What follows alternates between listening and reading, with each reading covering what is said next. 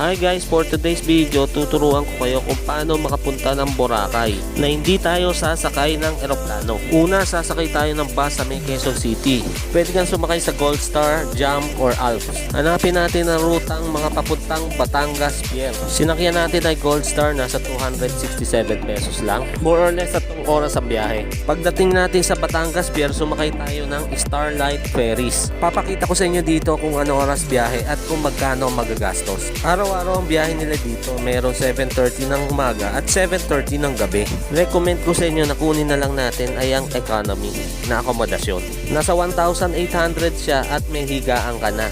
Para siguradong komportable ka at maayos kang makakatulog. Nasa 10 hours to 12 hours din kasi ang biyahe, depende sa panahon.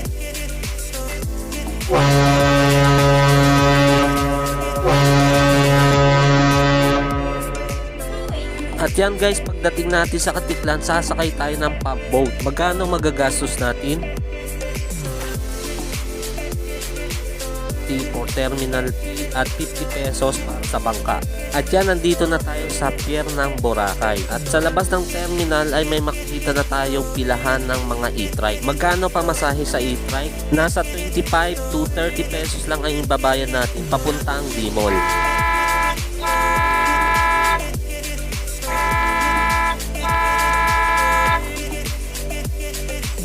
At yan guys, nandito na tayo sa D-Mall at pupunta na tayo sa beachfront. Tara na!